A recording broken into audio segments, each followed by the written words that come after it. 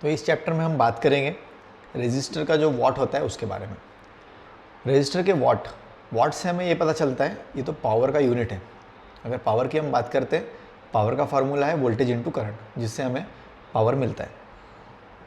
अगर हम रेजिस्टर की बात कर रहे हैं तो ये अलग अलग वॉट्स में हमें देखने मिलते हैं।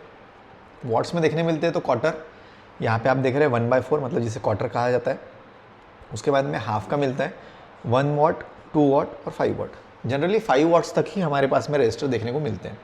अगर नॉर्मल रेजिस्टर की हम बात करते हैं, जो फिक्स टाइप के रेजिस्टर्स होते हैं, उसमें आप जब देखेंगे आपको 2 वॉट तक के मिलेंगे, और जो हमारे शंट रेजिस्टर होते हैं वो 5 वॉट के आपको देखने मिलते हैं। इसके बाद में भी आता है 10 वॉट्स भी आता है, पर जनरली हमारे अप्लायंसेस में इतने ज़्यादा वॉट्स के रेजिस्टर हम यूज़ करते नहीं हैं। अगर हम बात करेंगे वॉट क्यों यूज़ किया जाता है रेजिस्टर्स में, रेजिस्टर में वॉट इसलिए यूज़ किया जाता है, ये इसका साइज़ भी बताता है कितने साइज़ का है। साइज़ मतलब काफ़ी छोटा होना और काफ़ी बड़ा होना, इसे हम साइज़ कहते हैं।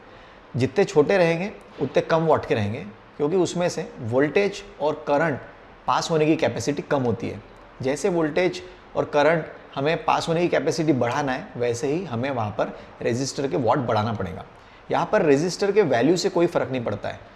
आपको 1 ओम का जो रेजिस्टर है वो क्वार्टर में भी मिल जाएगा, हाफ में भी मिल जाएगा, 1 में भी मिल जाएगा, 2 वॉट में भी मिल जाएगा, 5 वॉट में भी मिल जाएगा। सिर्फ प्रॉब्लम यही होता है, आपको ये पता रहना चाहिए कौन से सर्किट में हमें इसे लगाना है और कितना हायर इसमें से वोल्टेज और एम्पियर हमें पास करना है।